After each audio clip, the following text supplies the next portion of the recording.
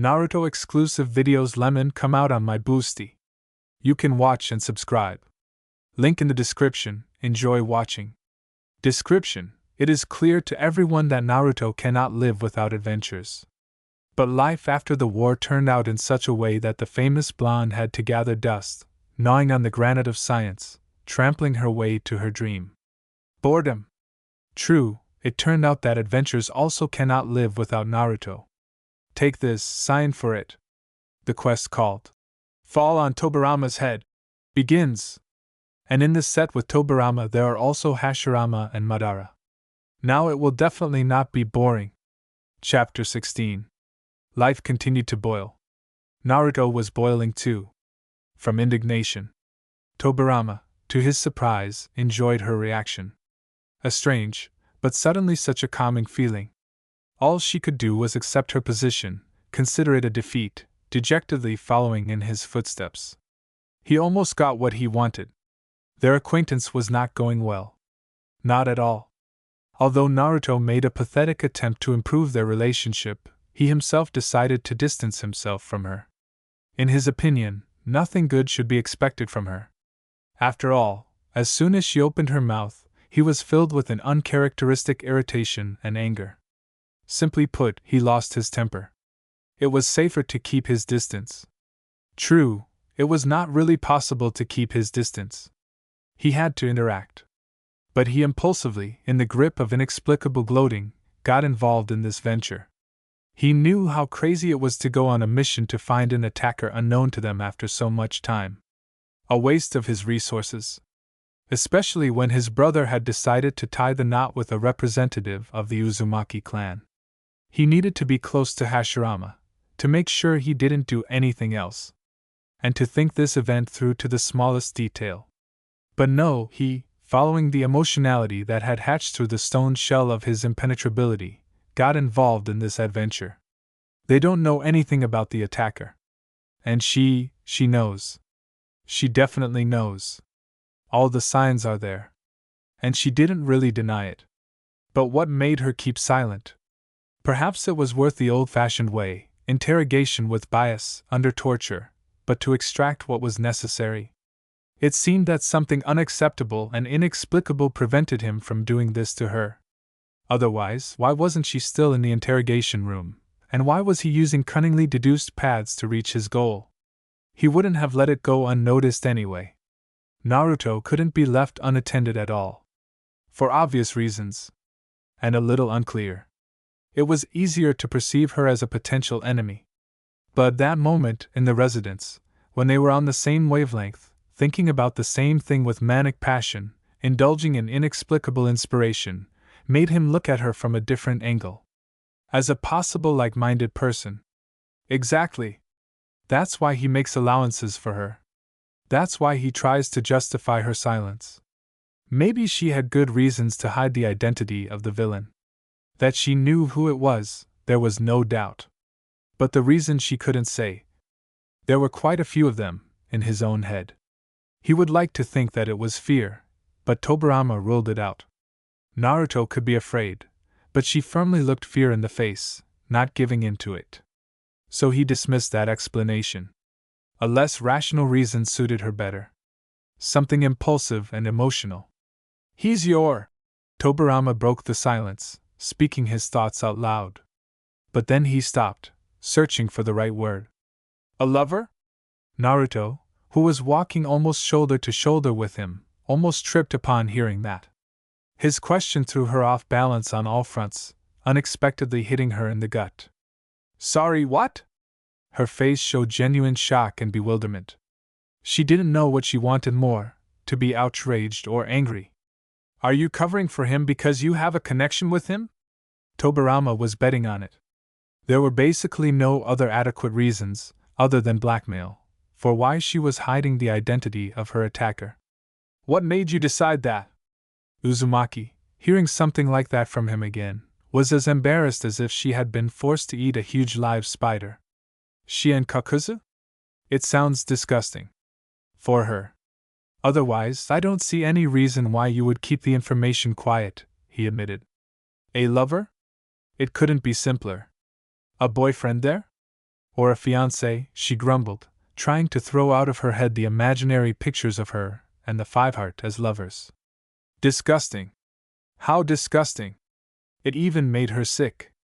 Naruto gave Tobirama a look that only those with damaged minds look at and, pursing her lips in displeasure, put an end to this conversation. And they both continued to silently move towards their goal. Tobirama, looking at her, realized that he was wrong. And he became even more convinced that they definitely knew each other. And Uzumaki increasingly understood what had gotten her into trouble. Tobirama would definitely kill Kakuzu if they found him. And there was almost no doubt that they had a fairly high chance of finding the five-hearted man. A recognized genius was on the trail of the future Nuke-Nin. So the question of catching Kakuzu was only a matter of time. She sensed that they would find him. Naruto could interfere, put a spoke in the wheel, but this would only convince Tobirama that she should not be trusted, and then two heads would be brought to Mito and Hashirama's wedding, hers and Kakuzu's. Ambush from all sides. She was sure that Senji Jr. had conceived this mission no longer to catch the future treasurer of Akatsuki, but to feel her out. A hopeless situation. Despair was gradually covering her with her head. Couldn't you come up with a more original and less bloody gift? Naruto asked after they had silently examined the scene, breaking the safe silence between them. It was clear that all traces had been erased.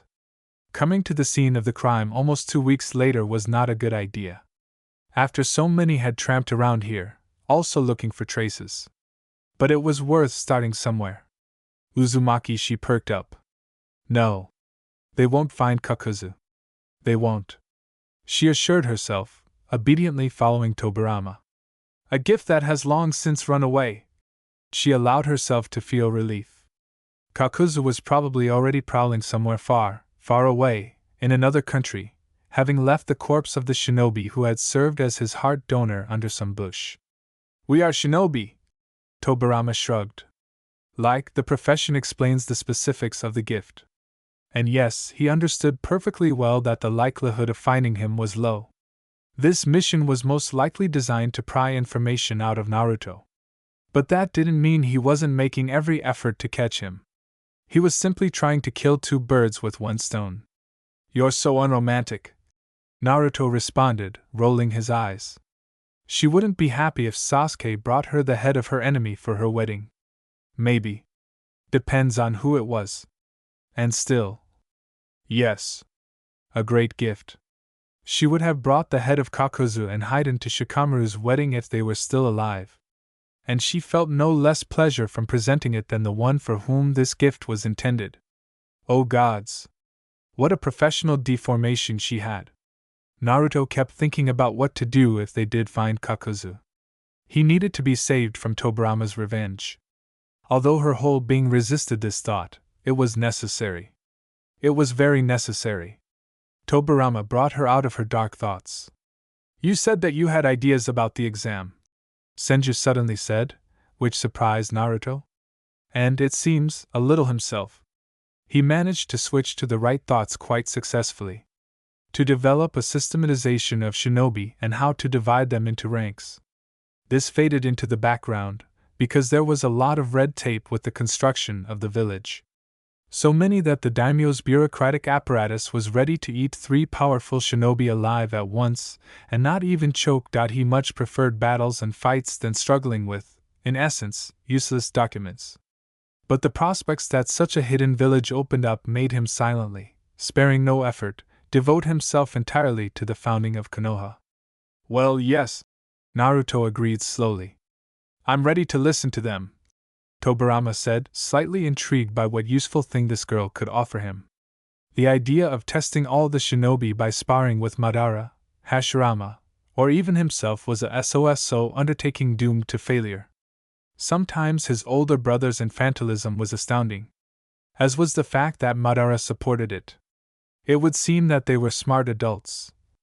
But he had no time to think about it in his free time, because he had no free time, and his entire schedule was taken up with the construction of the village and all the bureaucratic red tape associated with it. But I'm not ready to talk about it. She remembered that it was better not to interfere with the course of events.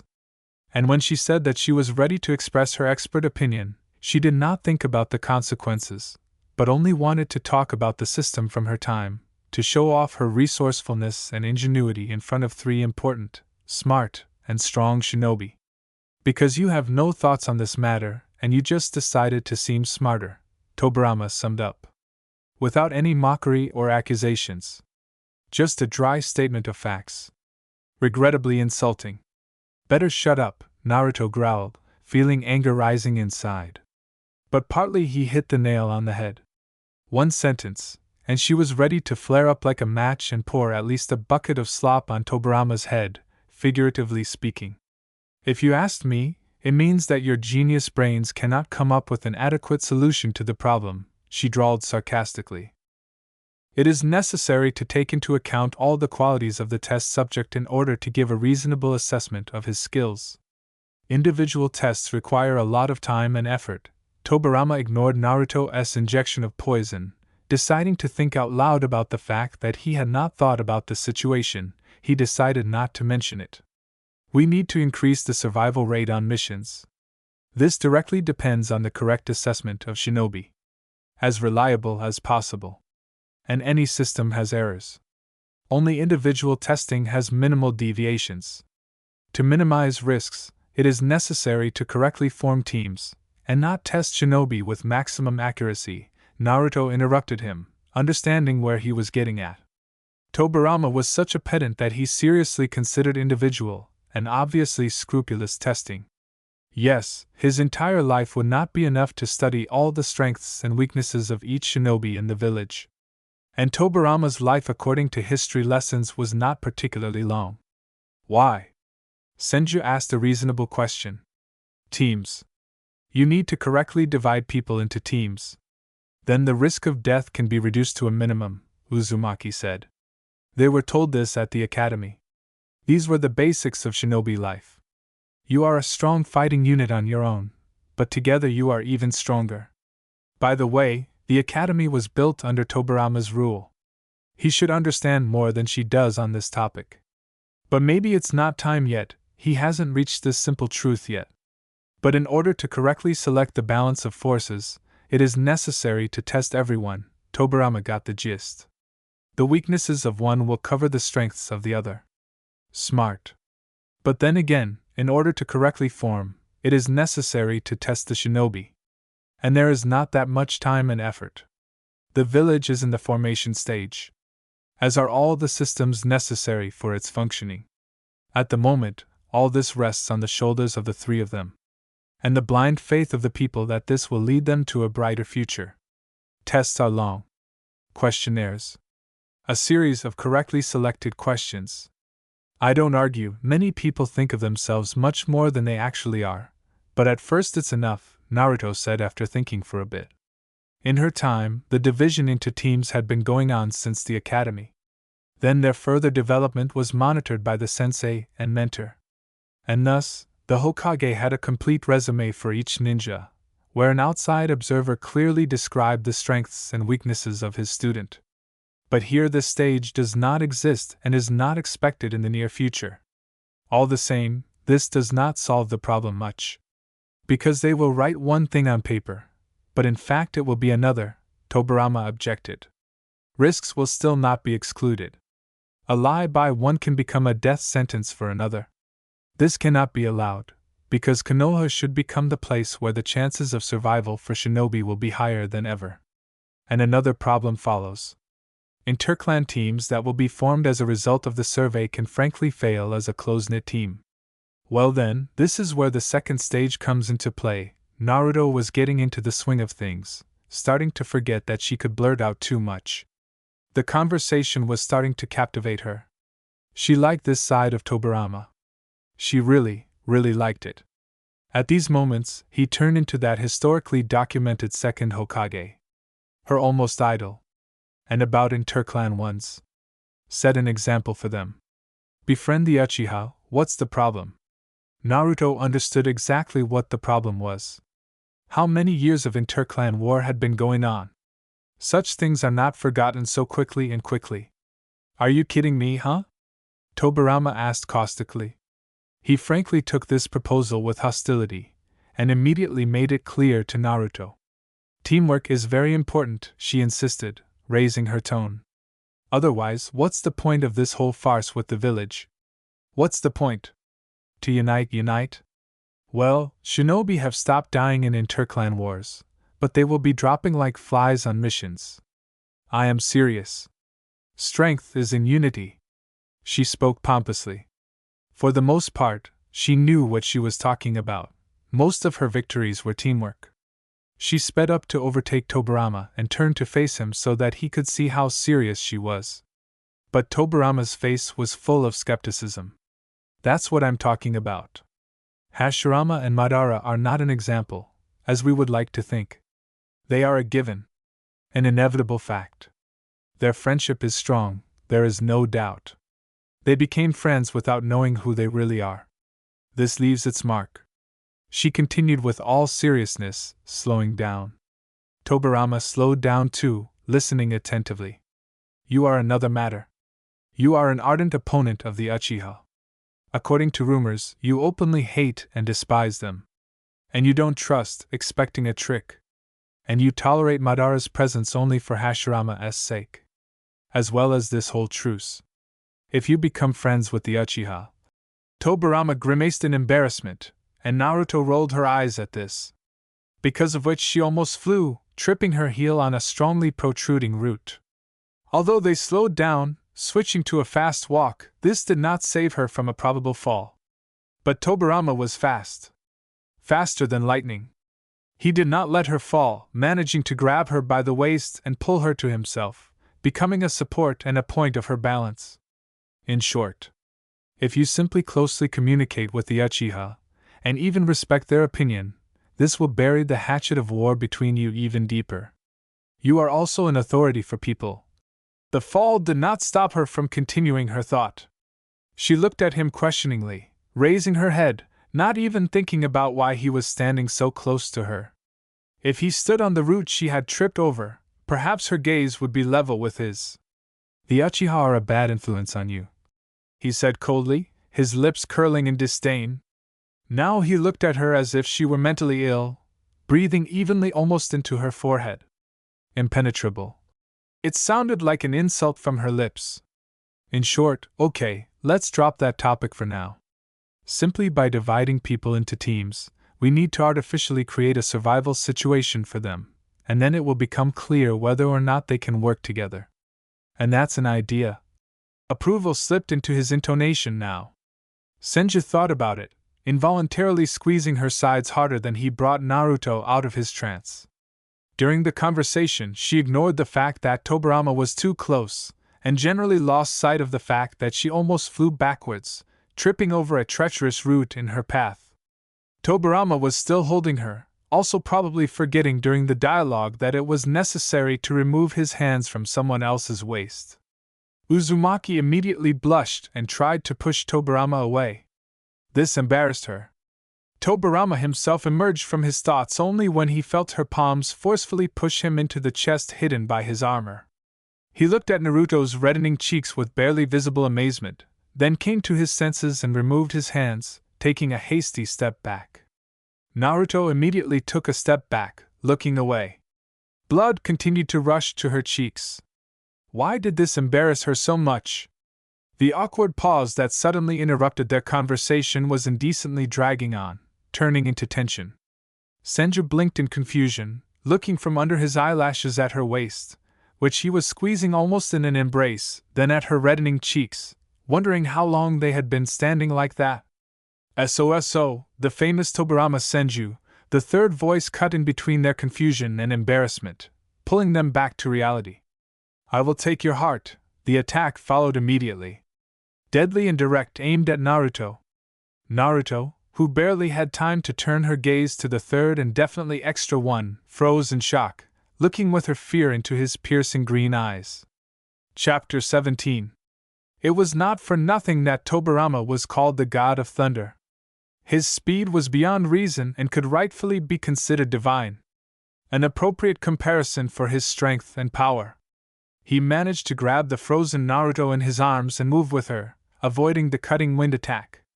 The tree behind her was cut across. The wind jutsu pierced the wide trunk like a knife through butter. It immediately fell with a crash, breaking other smaller trees. Naruto came to her senses. The understanding that it could have been her, cut in two, brought her to her senses. As well as the not at all gentle and hardly resembling hugs, the saving vice of Tobirama's hands. He squeezed her ribs so hard that they crunched in protest, barely holding back such pressure. "Thank you." She convulsively exhaled sincere gratitude into his chest, pressing her face against his armor, admiringly thinking that Tobirama was faster than the wind. "Don't gape," he said coldly, letting her go. And then he pulled out his katana from its sheath, stepped forward, nobly shielding her with his body. But such a step was an insult to Naruto, and an indication that she was weak. Having collected her thoughts, she took a fighting stance, pulling a kunai from her belt pouch. Looking over Tobirama's shoulder at Kakuzu, she tried to figure out what to do next. This freak's life couldn't be cut short today. Otherwise, her future would cry. How to pull this off was unclear, because he had declared his intentions regarding Tobirama. And Senju would definitely fight off the villain who was trying to take his heart until the victorious end. And Naruto was here solely as an object preventing them from achieving their goal. An unfortunate misunderstanding for both of them. Naruto cursed desperately, seeing that Kakuzu would not stand on ceremony with them. He began to separate immediately after the first attack. 3 black and gray entities in masks separated from him. Tobirama did not show his surprise, concentrating on what was happening. And Naruto saw it happen for the first time. As if demons crawled out of his chest. An ordinary person could decide that they really were demons, because instead of faces they had horned and toothed masks only. But it was just a jutsu. When she came to the rescue of Shikamaru's team, temporarily led by Kakashi-sensei, these black offspring were already walking on their own, and Kakashi-sensei was at the limit of his abilities. And how to keep in mind that she should save his life? How? Such fierce anger twisted her, as soon as she remembered the reason why she had to meet Kakuzu. Asuma's death preceding her fight with the Akatsuki accountant, and the resulting pain of Shikamaru, which almost broke the genius, only added fuel to the fire of her hatred. She instantly wanted to rush at him with her most powerful technique, which then became the last for the 5-heart. The rage blinded her so much that her ki got out of control, spilling out in a thick oppressive pressure. And then there he was, standing there, almost carnivorously licking his lips, looking at Tobirama. The greedy gleam of his eyes was visible from afar. "What is he?" Senju asked in an overly icy tone without turning to her. She knew. All this time she knew what he was. And it seemed that she was really afraid of him. He was wrong. Naruto could be afraid. This guy hardly resembled a human. He inspired serious concerns even in him. Mito was lucky to survive the fight with him. And interest. This technique. It was mind-boggling. "I am the one who will destroy you, Senju. I will take your heart in exchange for the one that was destroyed by that scarlet-haired bitch." And Kakuzu rushed at them. Pentacore bet that Tobirama would protect Naruto, considering her a weak link. Uzumaki understood this immediately. Tobirama too. Kakuzu's tactics were excellent. The future treasurer of the most powerful criminal organization of her early youth fought Senju himself, while she was attacked by 3 at once, sent to instantly destroy her. Uzumaki quickly pulled herself together. Concentrated on the fight, using the combat experience gained from past battles.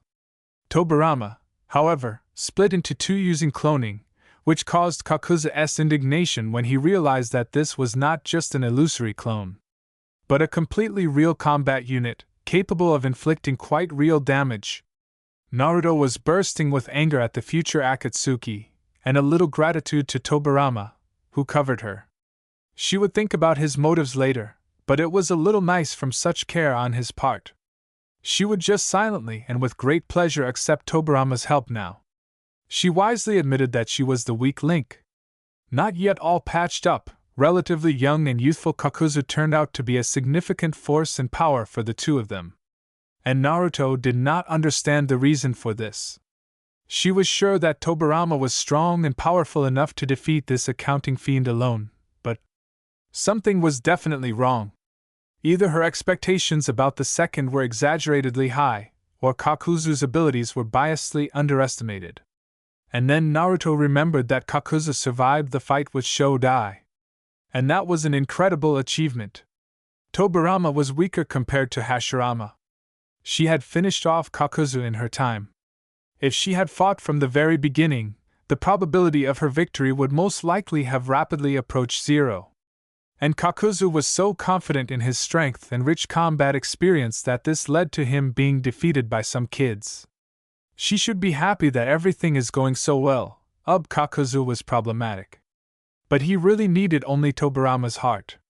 And Kakuzu saw the target, not seeing obstacles. It's made of this gray, Naruto said, giving Tobirama a brief overview. The more he knows about the enemy, the higher their chances of winning. Tobirama must be brilliant enough to defeat such an enemy using only his mind. Joey, something there. I can't remember right now what it's called. Uzumaki deftly cut the gray threads of Kakuzu's technique, reaching out to her, trying to pierce her through. Couldn't you tell me earlier? Tobirama's clone hissed through tightly clenched teeth. He nobly took the main series of the enemy's attacks on his chest. I couldn't. Uzumaki bristled, dodging the attack and, taking advantage of Tobirama taking the brunt of the blow, seized the moment and created 2 pairs of clones. I have my reasons for that. She decided to conserve her strength, afraid to use an entire army of clones to distract the enemy or overwhelm him with numbers. She hadn't really tested the potential of her slowly regenerating reserve yet. And using her chakra to the fullest was risky. When her reserve was depleted, the Kyuubi reserve came into play, and showing off her tailed beasts was not an option. They generally considered him a myth here. And Kurama was still the size of an ordinary fox. For some reason, his reserve was not restored, not even at all. She was afraid to harm her beloved beast with her rash decisions. These boundaries, limiting her freedom of action, significantly interfered with her life. And they could contribute to the shortening of her life. Lay it out as best you can, Tobirama ordered sharply, drowning out the sounds of battle with the steel of his voice. He has the strength of 4 shinobi. Uzumaki obediently began her report, no longer thinking about the consequences of what would happen to the future. She poured out all the ins and outs of Kakuzu. If Mito had not destroyed his 5th heart the day before, he would have had the strength of 5 shinobi. I think you are observant enough to understand that each mask is responsible for a certain element, Uzumaki said, trying to break through the defense of these creatures with the help of clones. They need to destroy a couple of masks. Or better yet, all of them. I noticed, the future second agreed, ignoring the sarcastic notes in her voice. These things are his hearts. In the event of a defeat of the main heart, one of the additional ones will take its place. 3 of the 4 clones burned out. Uzumaki managed to create more. This time she sent a couple of them into the bushes. Whatever, she needed to use her entire arsenal, with the exception of Raisin Shiryuken. Showing off the technique she had used to nail Kakuzu was clearly illogical. He was a smart and understanding man. He could easily put 2 and 2 together, even if there were several decades between them. So he needs to be killed 4 times. Tobirama summed up, his face darkening. These creatures were strong and agile. As soon as he broke through the defense, getting close to the mask, the body deformed and the mask quickly shifted, flowing away from the deadly attacks of his katana. Do they have a limited reserve of jutsu? Apparently, these ones were exhausting them, driving them into a corner. And they also did not allow Naruto's clones to infiltrate Tobirama's original in order to pass on information about Kakuzu to him as well. Yes. Hearts can only use the strongest jutsu of their previous owners, but they can also combine their attacks. For example, the example followed immediately, almost burning them to Kagaya. The wind mask strengthened the fire mask. Naruto managed to jump on Tobirama, knocking him off his feet. Both of them fell to the ground, dodging the attack. Now, forgive me. Clones are not only tangible, but also a very, very useful thing in obtaining information, even if it dissipates. The situation requires it, and Naruto, reluctantly, drove a kunai into Tobirama's chest, receiving a look of complete bewilderment, dissipating his clone. Sighing heavily, she looked at the three, and dissipated the clone with Senchakra. Without concluding a contract with a summoning that had not yet been invented in these times, this thing still worked. Now she can definitely cope alone. At least she will be able to survive while Tobirama kills the main heart of the future three-heart. You should have let him kill you! Tobirama croaked, spitting out a clot of blood. He helped himself up, leaning on the katana stuck in the ground. Kakuzu shook them well. Senju didn't immediately understand why Naruto had destroyed his clone. It was just that at the moment of the fight he had been hit on the head, and his brain had almost been torn apart by the flow of third-party information. His copy's disappointment was so great that it was out of the confusion of his thoughts, which overshadowed everything else, as well as the significant rollback from the technique. This delay almost cost him his life. And then he realized. He was able to make Kakuzu appear next to the hearts. Accordingly, and with Naruto. And exactly at that moment, when the fair-haired Uzumaki with a victorious smile broke the fire mask. There was some use in her after all. And then you'd be dead now, Uzumaki hissed, tearing a piece of cloth from the hem of her short haori to bandage a particularly deep wound on her thigh. It was a strange respite. Kakuzu stood to the side, breathing heavily, glaring at the pair. Naruto assumed he was taking a break to decide whether or not they were worth the risk. They had destroyed 2 hearts in total. Senju had shattered air. There were 2 more to go. Earth and lightning. They were scraping themselves off the ground, trying to find the strength to continue the fight. Her futon was losing to Raiton. Kakuzu was only weaker than his lightning, just like Suiton. Tobirama in front of the enemy's Doton. Senju, although he could use other elements, but still the main ones were water and lightning. The battle of the elements was unimaginable. Enchanting and sparkling.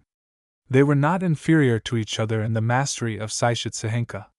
It is sad to realize that you are right, Tobirama straightened up with some difficulty. If it were not for her information, finally voiced, he would have spent a lot of time and effort to find a way to destroy the enemy, analyzing his abilities and skills. And there was still some sense in Uzumaki. She was not a burden. At first, she may have hesitated, but she did not allow herself such weakness anymore. Therefore, Tobirama focused on Kakuzu entirely and completely, while Uzumaki covered him from behind. You will be very surprised if you understand that if our attacks were more combined and thought out, then perhaps he would already be a corpse. She not so veiledly accused him of disregard for teamwork. His katon could definitely be strengthened by her futon. There was no sign of teamwork. When Naruto realized that Tobirama would not adapt to her, and would not allow her to adapt to him so that the balance of power would be on their side, she simply did everything she could to survive and preserve Tobirama's stone heart. The question of killing Kakuzu dropped out of the picture. Because it was really very hard to kill him. Younger, with less experience behind him, he still posed a threat. Naruto remembered him as a fairly strong and muscular man, but now he was not much older than Tobirama. And in physical form, at least at first glance, he was inferior to Senju. First of all, in height, secondly, in build. Kakuzu was strikingly different from how she remembered him. Thin as a reed, youthful, but because of this, clearly faster, and therefore deadlier. And the shinobi at that time were more powerful, or something. It turns out that their hearts were stronger. Naruto firmly believed that if they worked together, then Kakuzu's end would be near, and not their own. Tobirama only pursed his lips in displeasure. They would not make a team. Not right away. Even if death was breathing down their necks. So it turned out that first of all they were for themselves, and only then for their companion. "I'll take yours too," suddenly said the one who was no longer a 5-heart, and gray threads of Jiangu reached out to Naruto, aiming straight at his heart. "Roll up your lip." And Naruto repelled the attack, turning the threads with Rasengan. This is on a universal scale. Together with Tobirama, she was losing. Naruto without Kurama's support turned out to be weak. Sadly though.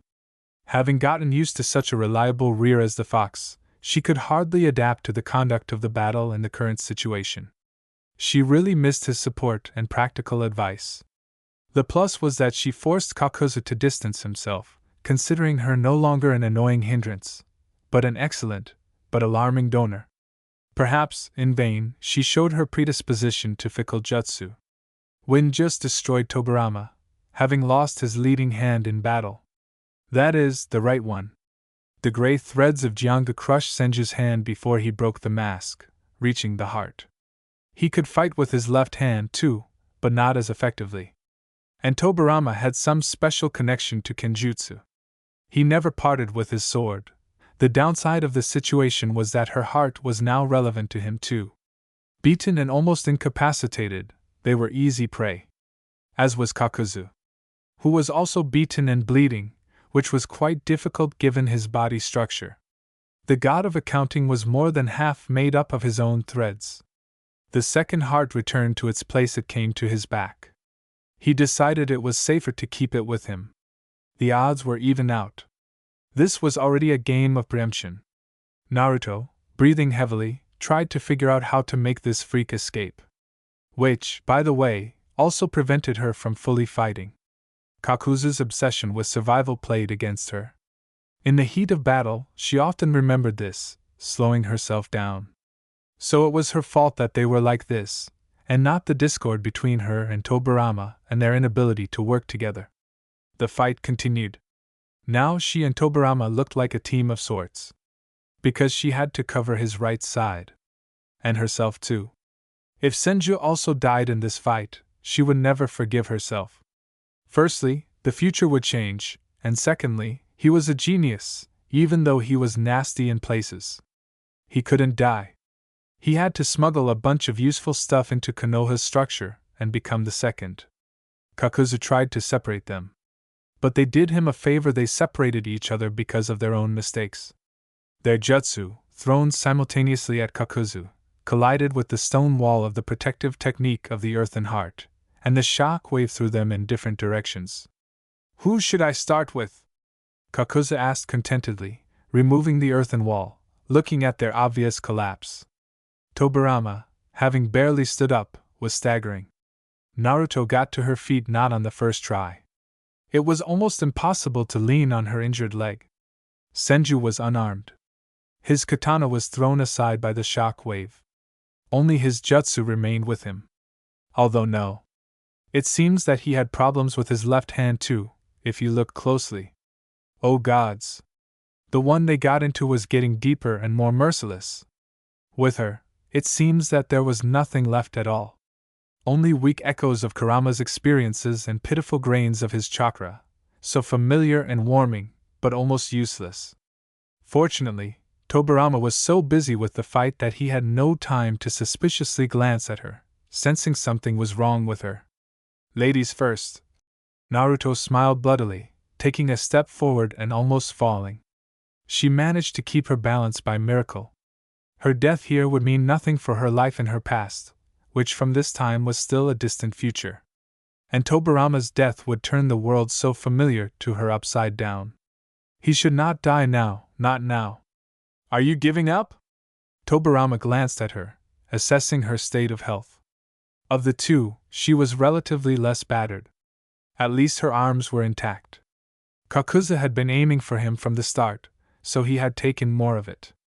Was she that desperate? It angered him that she had dropped her arms. It was sudden, though. You could say that. Uzumaki slowly stumbled forward. Kakuzu didn't wait for her to reach him. Jiangu's threads, hundreds of live snakes crawled out of the seam on her back, instantly split into two streams and rushed towards the two of them. She had a plan. Of course, a bit terrible, but a plan nonetheless. She thought it all out and weighed it carefully. And she was ready to take a risk, hoping for her luck. Naruto was going to put her life on the line. Her idea was that, by risking herself, she would get close to the future new queen of a country that had not yet formed at this time, and destroy the penultimate heart. Ideally, this should have inspired Kakuzu retreated. But it didn't fit into the plan that Kakuzu would decide to deal with both of them in one fell swoop, keeping a fucking distance. At least she alone should be under attack, trying to make it happen, but not both of them. What an impatient, greedy girl. And it didn't fit in that Tobirama's bloody face would appear in front of her, shielding her from the attack. He had escaped his death, but took the blow intended for her on himself. Using Shadow Clone, Substitution, and Shunshin, he saved her from a direct hit, shielding her with himself. Jiangu's tentacle passed through his shoulder, and should have dug into her heart. Okay, not her heart. Naruto wasn't so stupid as to stand there like a statue, waiting for the end of her life. She knew how to move so that the attack would not cause such fatal damage. It was her shoulder that should have been pierced through. Not his! Uzumaki sobbed, looking wide-eyed into the already pale face of the albino, watching as a thin stream of blood flowing from the corner of his lips grew wider. I had a plan! With your nobility! Naruto hissed angrily, filled with excitement. She grabbed Tobirama with her arms and tried to cut the threads with a kunai infused with wind chakra. But she didn't have time to do so. They were pulled towards Kakuzu. From the sharp jerk, she almost let go of Tobirama, who hissed in pain. She still managed to cut the threads, and they stopped abruptly, ceasing to slide along the ground. Tobirama pressed her down very painfully, falling on top of her, knocking all the oxygen out of her lungs with his weight. The pain also blinded her. After all, he was taller, wider, bigger than her, and in armor. And she, a small, short girl, who in this situation was easy to crush. Taking advantage of their confusion, Kakuzu tried to rip Tobirama's heart out. But Naruto, reacting in time, rolled over, hugging the younger Senju with her healthy leg to make sure she could roll over with him. The tentacle from Jiangu landed a few millimeters away from the two of them, digging into the ground. Just don't interfere, Uzumaki ordered. Trust me, she whispered right in his ear. Fortunately, the situation made it easy to do this as unnoticeably as possible. And she pushed Senju away from herself, removing him from the line of another blow. Luck was on her side. Her shoulder was pierced. Hellishly painful, but not fatal. It was also lucky that Kakuzu decided to add drama and dragged the struggling and groaning Uzumaki to him. First, Kakuzu lifted her up and brought his palm to her chest, his crimson-green eyes gleaming greedily. He extended his free hand towards her, intending to pull out the heart he so passionately desired. Tobirama growled something menacingly, but obediently remained in place, not twitching in her direction. Although it was not an honor to remain on the sidelines, especially when a lady was running into a kunai with her chest. Hop! There was a crack. Kakuzu's puzzled and stunned face, and Naruto's hand, which entered his chest up to the elbow, piercing the cage of ribs. She tore apart the penultimate heart with a Rasengan, grinning triumphantly. There you have it, more drama! She hissed venomously, exulting. You should have gotten the heart from a distance, not under your own nose. Now there was smugness on her face, smeared with dirt and blood. Self-confidence is a well-known weakness. She did not pass Kakuzu by here and now. He rejoiced, mentally celebrating his victory with 2 new hearts in advance. One of which was Tobirama's own. Senju is a reason for future pride. Naruto managed to hide her beloved Rasengan with a simple genin-level illusion, on which she spent all her remaining strength. Kakuzu threw her away in a fit of rage, and then Tobirama hurried to join the fight, overcoming the pain and gathering the rest of his strength, getting up from the ground torn apart by their battle. Now a mono-hearted man, realizing that the odds were not in his favor, and with one heart he had to go out against the world-famous Tobirama, who had been pretty battered by the fight. Senju, a SOSO idea, decided to flash his heels. Without saying goodbye. We won, Uzumaki rejoiced, barely raising her head from such a soft and comfortable grass. Kakuzu is alive, and so are they. Her future is saved, as is her own. The mission is accomplished. Now she can pass out with a clear conscience, because drowsiness rolled over her consciousness in a heavy wave, under the echoes of the enraged Kurama. Oh, she can hear him! Too clearly and distinctly. This made her break into a blissful smile. Still, how she misses him. Hey, don't pass out, someone insistently and unpleasantly shook her by the sore shoulder, thereby distancing her from the approaching voice of Kurama. But I'm so tired, she drawled lazily. Her body was filling with leaden heaviness. Numbness was spreading from the wound on her thigh. She could barely feel her leg. She had neither the desire nor the strength to fight sleep. So she gave in, although she knew in the back of her mind that she couldn't. Tobirama, gritting his teeth, somehow lifted the pale as death Uzumaki, threw her over his shoulder, and spent the last of his chakra on Shunshin. After all, time was now more valuable and expensive than ever. Everything was crystal clear here. Naruto was on the edge, with such a loss of blood. Unlike her, he did not expose himself to blows like that. And the armor did its job, while Naruto neglected it. That's why she had more damage. One lacerated wound on her thigh alone was worth something. The entire leg was covered in blood. And the bandage did not help stop the bleeding. A completely pierced shoulder, not to mention deep scratches and abrasions. And probably hidden fractures. He had at least a couple of broken ribs. The right arm was shattered so that in the long term one could forget about a katana. The left shoulder was dislocated and one through and through wound. She fought without sparing herself, and risked her life, and his own at the same time, if of course this Kakuzu, in order to implant her heart, did not need some very complex ritual and a lot of time to spend it.